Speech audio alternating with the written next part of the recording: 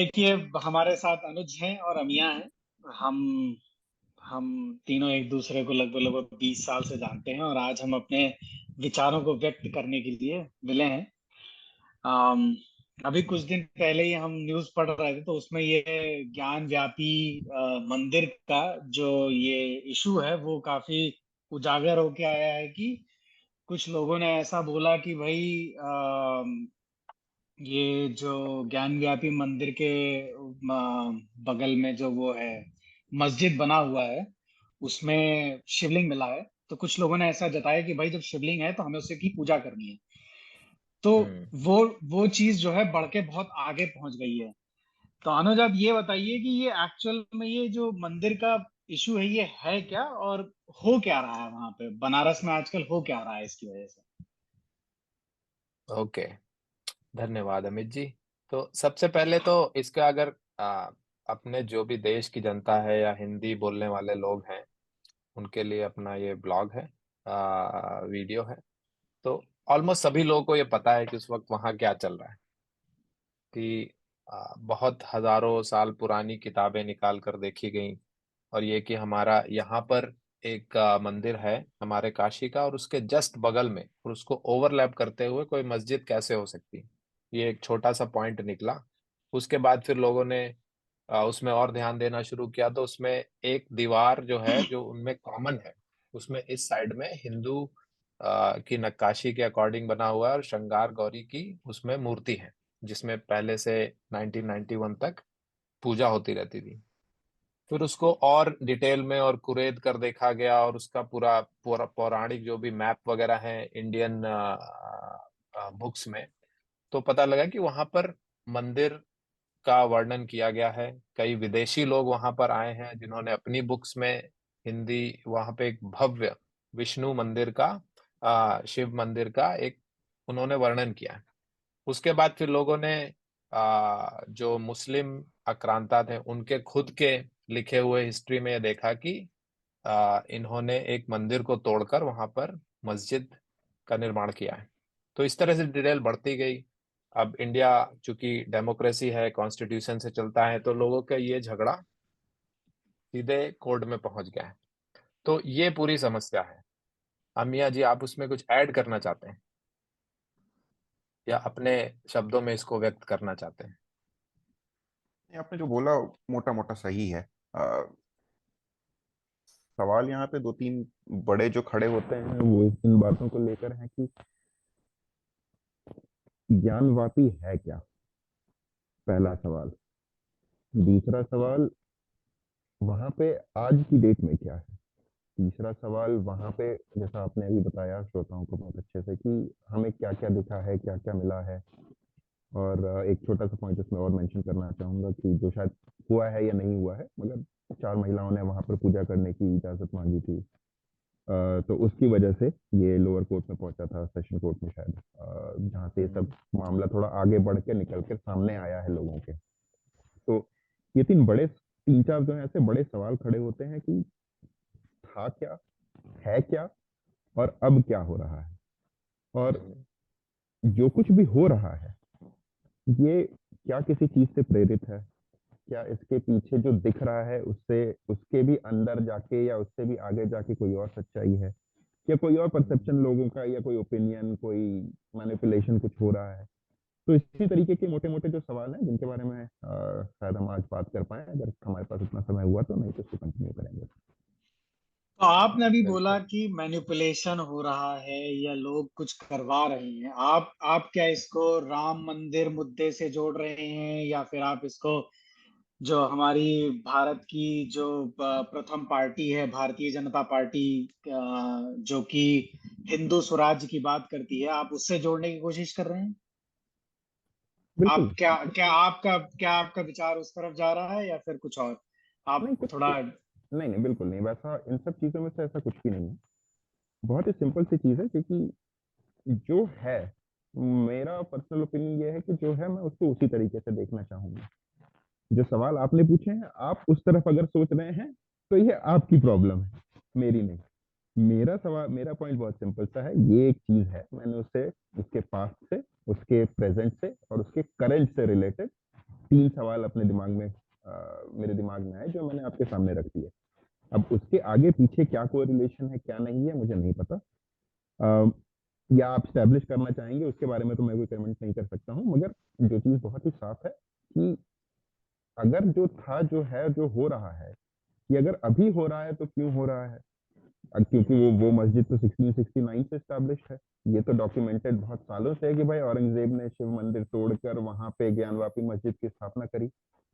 अब ज्ञानवापी को अगर हम आज के दौर में, जैसे पिछले 2 महीने में, पिछले 1 महीने में अगर हम बात करना शुरू कर रहे हैं कि अब ज्ञानवापी ज्ञानवापी, तो ये तो अगर आप काशी में रह रहे हैं तो आपको काशी तो मतलब जब से है तब से तो लोगों को पता ही है। 100 साल पहले फिर ये मुद्दा क्यों नहीं आया? 10 साल पहले ये मुद्दा क्यों नहीं आया? आज क्यों? तो तो ये जब अब सवाल यही उठता है कि जब हम 450 सालों से इस चीज को जानते हैं, तो आपको क्या लगता है कि अब इस मुद्दे को क्यों उठाया जा रहा है? क्या इसके पीछे पॉलिटिकल कॉज है, या इसके पीछे रिलीजियस कॉज है, या फिर या फिर इसके पीछे आ, कोई बड़ी कॉन्स्पिरेसी जैसा कुछ आपको लगता है? आपको क्या लगता है? आपको क्या लगता है इससे क्या हो सकता, क्या हो रहा है यहाँ पे? या अनुज जी, आपको कुछ आपके आपके कुछ विचारों इससे जुड़े हुए, तो आप भी बोल सकते हैं। हाँ बिल्कुल, इसमें एक्चुअली जो भी होता है वो कहीं ना कहीं किसी ना किसी चीज से कनेक्टेड होता है। और हम लोग तो उतना इतनी ज्यादा कनेक्टिविटी किसी डीप स्टेट में या सेंट्रल की गवर्नमेंट में कहीं पर है नहीं, तो हम लोग सिर्फ उसमें एक कयास लगा सकते हैं या गैस कर सकते हैं। तो पहला जो एक स्ट्रेट फॉरवर्ड एक कॉमन इंसान होने के नाते जो दिखता है कि ये मुद्दा पहले क्यों नहीं उठा, तो पहले राम मंदिर का मुद्दा चल रहा था। और जैसे हम लोगों ने आपस में पढ़ाई की है, एग्जाम के एक दिन पहले हम सारे चैप्टर एक साथ शुरू नहीं कर देते हैं।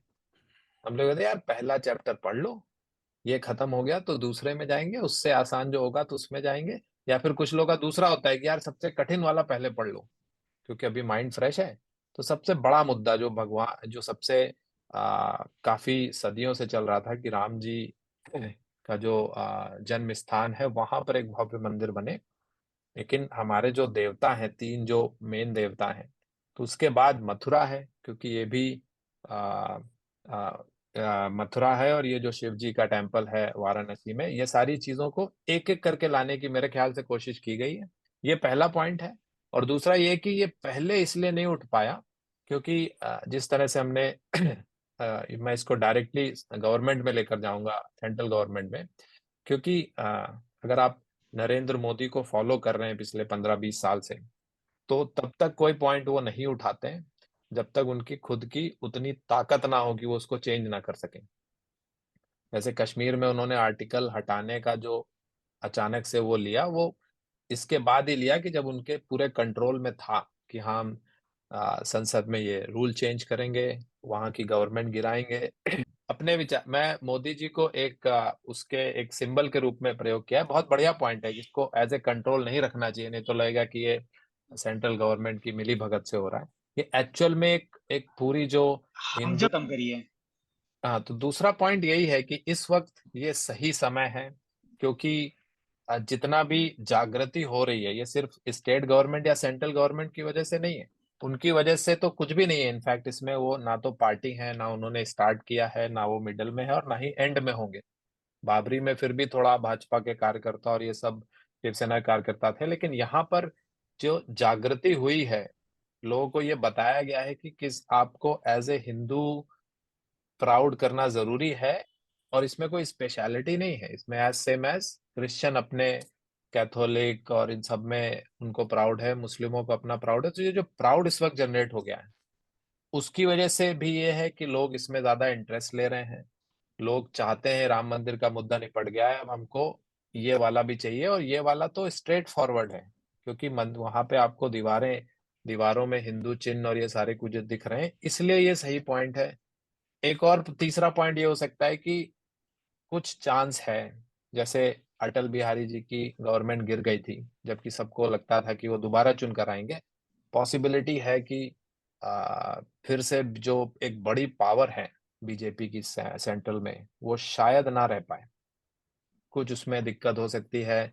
साउथ इंडिया के और इधर उधर के जो जितनी भी 20-26 पार्टियां हैं वो मिलके अगर 1-2 वोट 5 वोट से हटा देते हैं मोदी जी को संसद में, नहीं आ पाते हैं वो बनकर, तो फिर इस ये मुद्दा फिर से अटक जाएगा। तो इसको अभी निपटाने की कोशिश चल रही है कि ये जनवरी तक में ऐसी स्टेज पे पहुंच जाए ये अदालतों में कि वहां से फिर पीछे ना किया जा सके, चाहे कोई भी स्टेट गवर्नमेंट सेंट्रल गवर्नमेंट हो। ये एक मुद्दा है मेरे ख्याल से, इसलिए तो अभी हो अनुज रहा है। आपकी अनुज तुम्हारी बात से हमें ये लगता है कि ये जो राम मंदिर का मुद्दा था, जिसको हम्म। जिसको हम यहाँ तक पहुंच गए हैं कि आज राम मंदिर बन रहा है, तो ये किसी ने किसी को पुश नहीं किया है। आप ये कहना चाह रहे हैं कि वो सिर्फ एक चिंगारी थी और आग, लोगों के अंदर वो भावनाएं थी।